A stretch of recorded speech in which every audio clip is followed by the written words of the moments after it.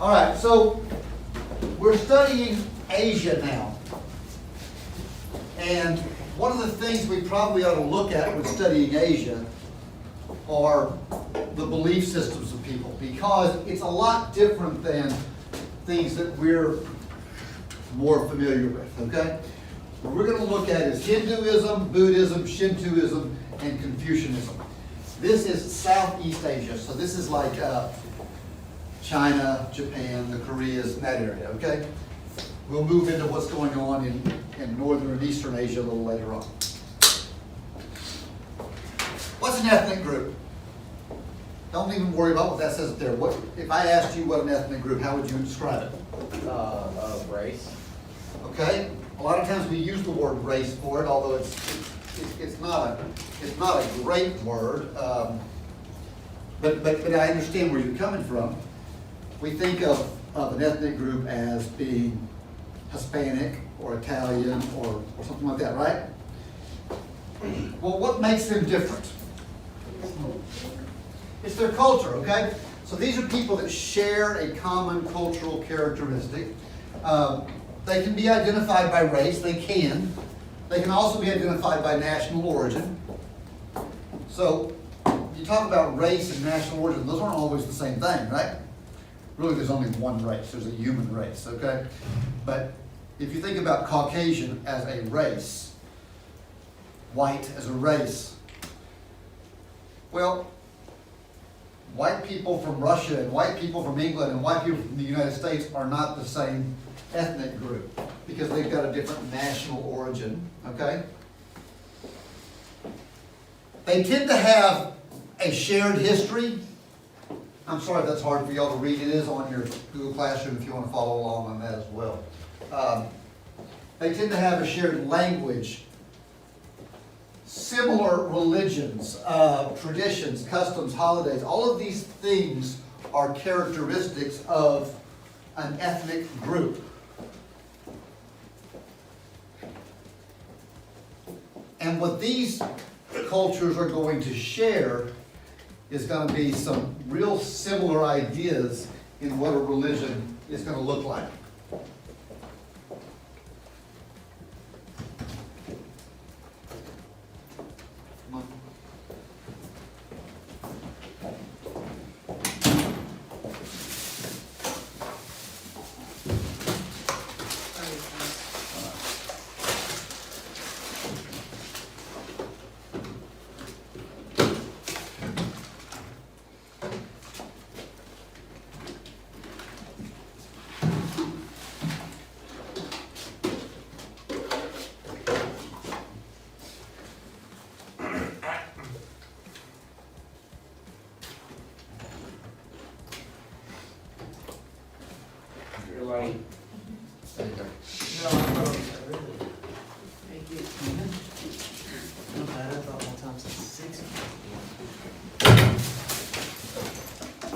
Everybody got that? Yes, sir. I do.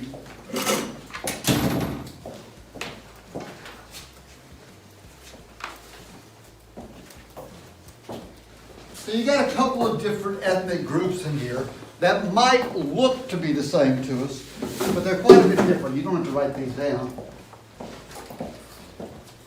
But you got Vietnam and the Philippines. To the uneducated eye, to a Westerner like we are, where we're not familiar with these don't look that much different, do they? But the Tagalogs of the Philippines and the Cams of Vietnam are vastly different people, totally different cultures. These are people that have been through totally different histories. The Philippines have been dominated by Spain and by the United States in the last couple of hundred years, while Vietnam has been dominated by China, Japan for a little while. So they're going to have totally different cultures. These people tend to be very Buddhist, or people in Vietnam, Buddhist, Hindu, while a lot of the people in the Philippines are Catholic. They really have very little in common when it comes to ethnic groups, okay? So let's talk about religious groups a little bit. When we talk about religious groups, we're talking about a group of people that share this common belief system. They have mutual religious beliefs and practices. They could be something that is vastly different, or they could be very, very close together. Think about in our own system, Protestants and Catholics. Once upon a time in the United States, Protestants and Catholics were thought to be vastly different religions. But today we kind of look at them and we go, oh, they're both Christian, right? Well, this part of the world is going to have some common belief systems. I don't know why it's possessed trying to do weird stuff up here. Wow. They'll oftentimes have the same gods, but worship them in different ways. Hinduism and Buddhism are going to share a lot of those ideas. They're going to share some sacred texts that we'll talk about as we go through here. Gautama Buddha is going to begin his life as a Hindu before he founds Buddhism, okay? So you're going to have some different religious groups in here, and they're going to fight pretty violently. You know what I find is funny in history? Is the most violent religious arguments are not between two religions that are very, very different. They tend to be between two religions that are actually pretty close. If you think about it, the biggest religious wars in the world were Catholics against Muslims, the Crusades. And they share the Old Testament, the New Testament, Abraham, Moses, Noah, Jesus, same God, a different book involved. In England, right, over the last couple hundred years, Catholics and Protestants have been killing each other. In the Islamic world, the Sunni Muslims and the Shia Muslims are killing each other. We tend to have these fights right there between these people that are very close. Somebody that's totally different from you, you can go, okay, they're just way out there. I'm not even going to bother with that. But when you start arguing about minutia, now you get real serious about stuff. And that's what's going to happen in this part of the world. We're going to see these religions are going to be similar in a lot of ways, but there's going to be great arguments between them over it. Are you still writing, guys?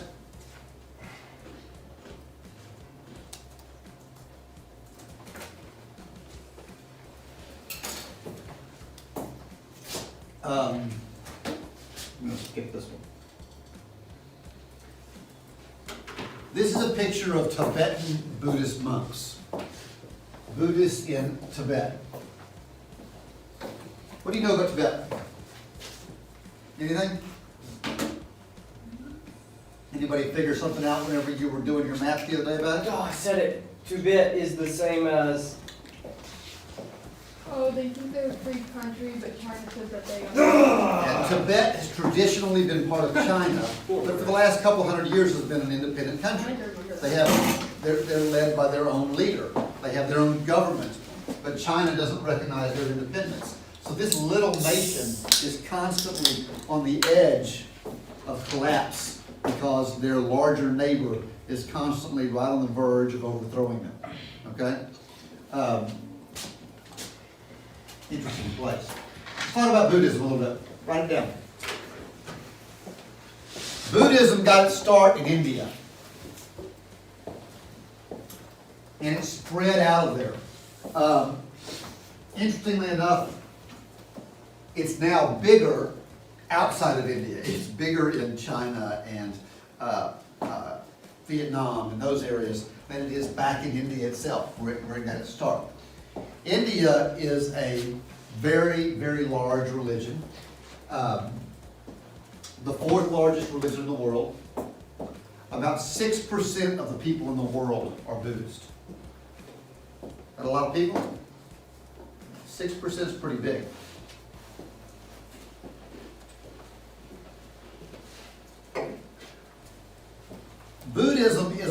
strange religion because it's got a couple of different wings of it. You've got Mahayana and Hinayana Buddhism. And we're not going to go into details about which one's which and what they all do. But Buddhism can be considered a religion and a philosophy.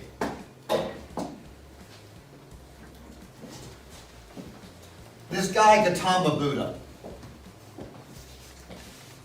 Y'all ever heard of Gautama? He was a prince, born to a wealthy family. But he looked around and he saw suffering everywhere. And he asked a question that we will all ask at some point in our life. If you haven't asked it yet, you will. The way he phrased it was, why does suffering exist? But what you may have asked yourself is the same question. Maybe, if God is so good, why is there so much evil in the world? Or, why do bad things happen to good people?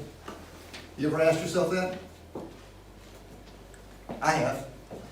You look around and you're like, this person is good and all these bad things are happening. Or you go to church and you hear about this loving God and you look around and go, why are there wars everywhere? Well, he dealt with that question.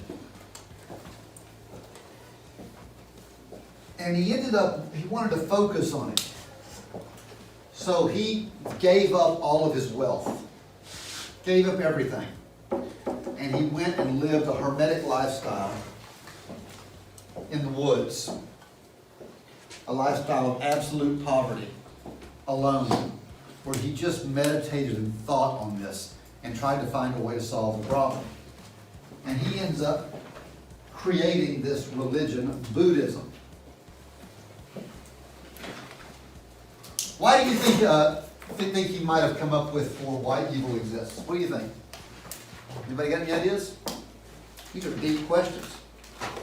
There used to be something to balance out the balance. That's a good question. You can't have a front without a back, right? How do you know what's good if you don't have evil?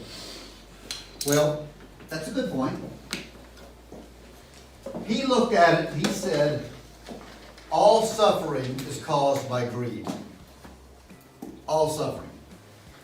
And that if you could only renounce desire, renounce greed, you'll always be happy.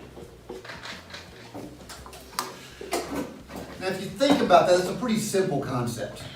Is all suffering caused by greed? Yeah. I want to live longer, but I'm sick. Now I'm suffering. I want a new car, but I don't make enough money to get a new car.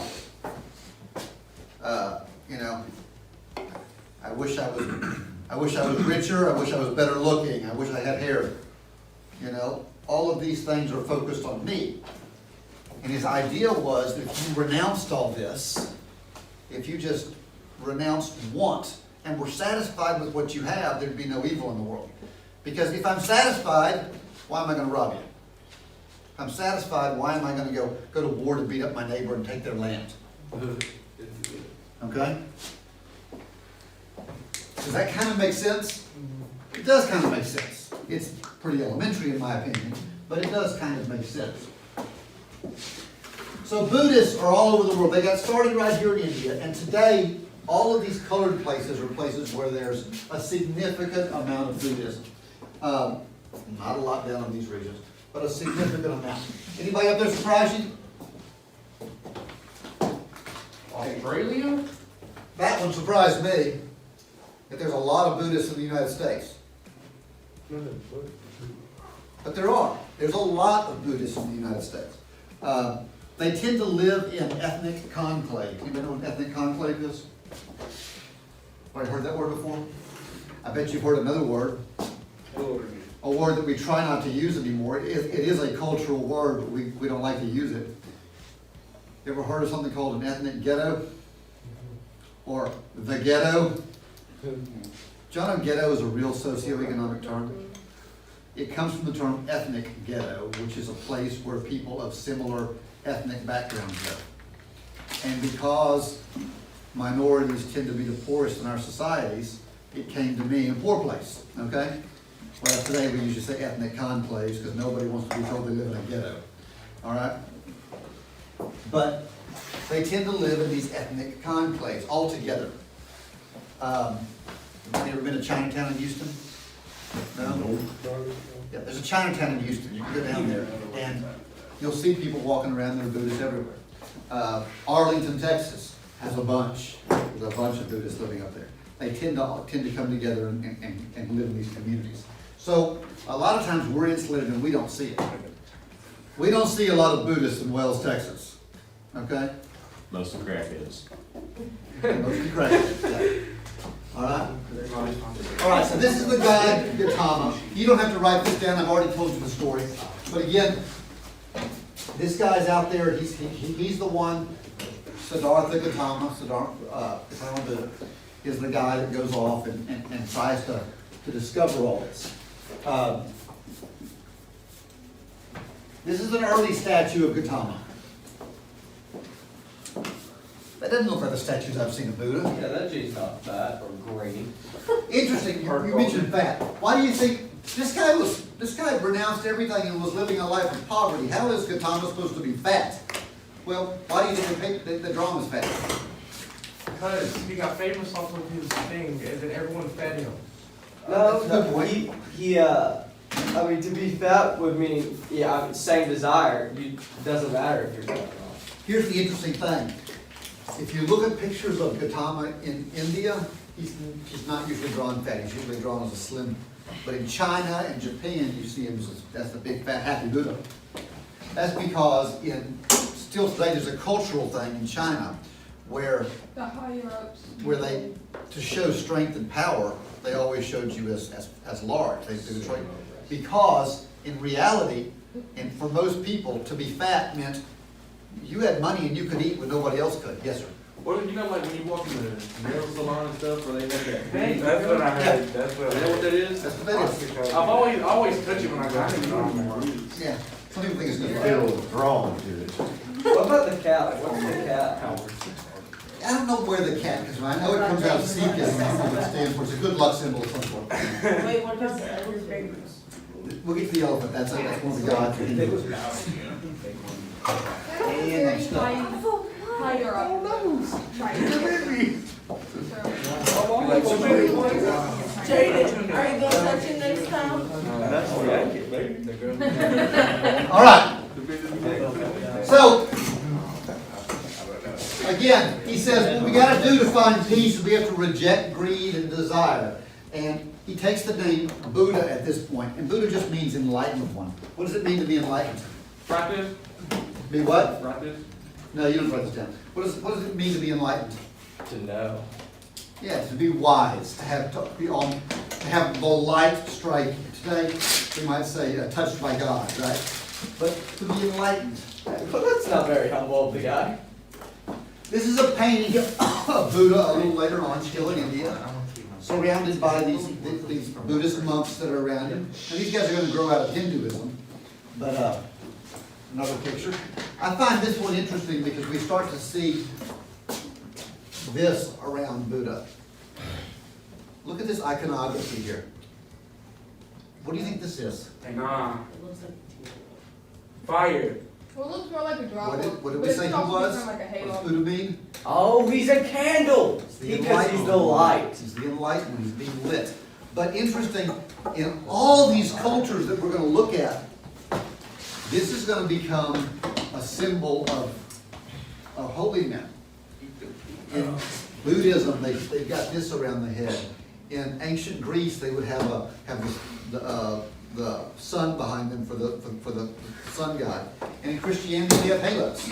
Okay? So there's something in the iconography that seems to be going to do all this stuff. I find that interesting. Nobody else might, but I do. All right, do write this last one down. So he's traveling around India, and he's sharing his ideas, gathering followers. Kind of sounds like a Jesus kind of character, right? People gathered around him. They renounced what they had, lived in poverty. And he ends up writing his philosophy book. I guess we could call it a holy book. He wouldn't have considered, Buddha would not have considered himself a god, and he wouldn't have considered this a religion. He would have said this is a philosophy about living. Later on, people are going to make it a religion. His book was called the Tripitaka. That's a pretty cool name, Tripitaka. And it was just the steps that you take to reach enlightenment. And if you can become enlightened, if you can renounce your desire, then you can get beyond all suffering. By the way, you might know what it's called whenever you reach this perfection? Nirvana. Yeah, they called it nirvana, which literally means perfect peace. Which I think is hilarious because there's nothing perfect or peaceful about the band Nirvana.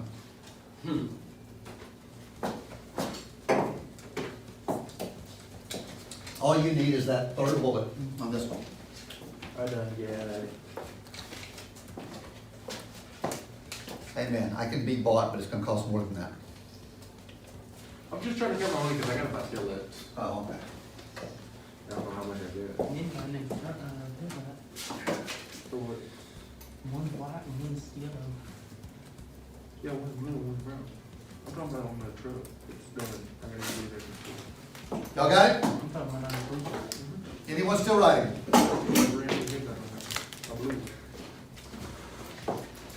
Here is an ancient Buddhist shrine, just so you can kind of see, what they would have looked like at the time period.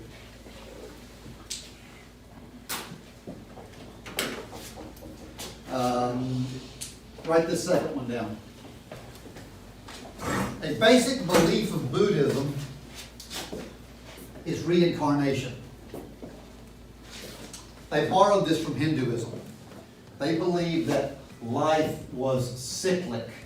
What does that mean? Life is a cycle. Bro, which one's You live, you die, you live. There you go. You're born again. You're reincarnated. And you're reincarnated according to how you lived your life. This is called dharma and karma. Dharma is your responsibilities here, this life's duties. It's what you're supposed to do. And if you do things right, then you get good karma. And karma is a reflection. So, you do good things, you're rewarded with good things. You do bad things, you're rewarded with bad things. And you're reincarnated according to how you lived your life.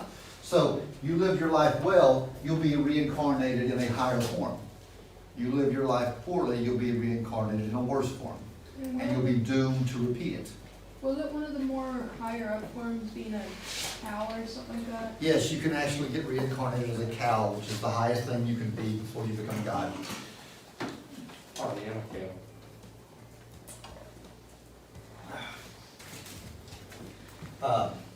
Buddhists actually don't borrow the gods from Hinduism. We'll talk about those guys later on.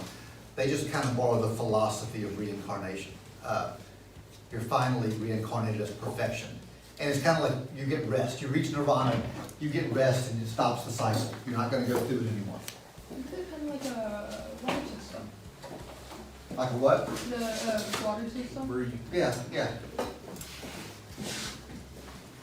By the way, if this sounds at all familiar to you, anybody here a Star Wars fan? I watched it. When George Lucas wrote the original Star Wars, he stole the philosophy of the Force from Buddhism.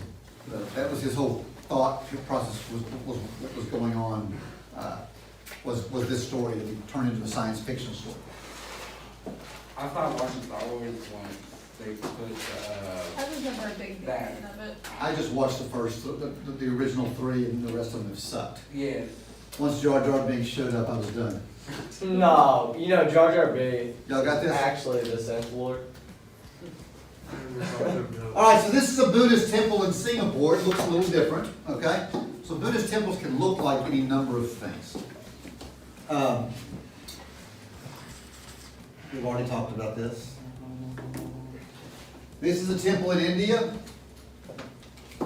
This was built allegedly where Buddha first was enlightened underneath the Bodhi tree. He sat underneath the tree here, and this is where he was kind of struck with this idea. And they just built a tower over it? He built a tower where it was eventually. I got something to show you. That's the long move. Well, the tree dies eventually. Yeah, but I mean, All right, stay on the ground. so here are the rules that they put forth. All of us. We're gonna get these down, yes.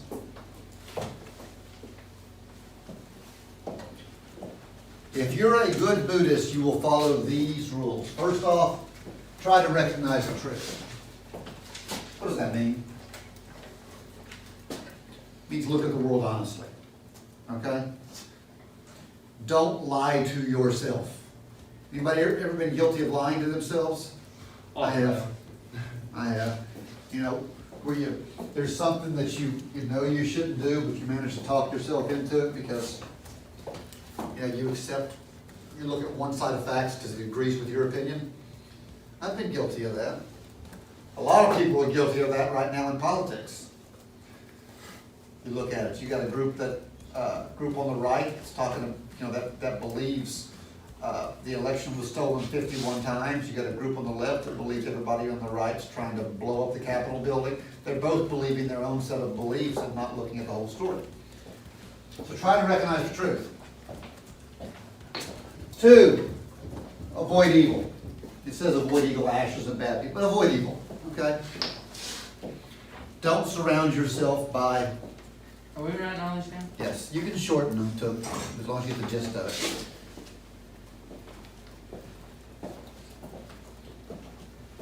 Don't say things that hurt others, so don't intentionally hurt. This is a very simplified version of this, by the way, guys. So don't lie. Don't belittle people. Don't intentionally inflict pain on somebody. That's a big weakness of mine, because I like to make fun of all of you. Respect other people and their belongings.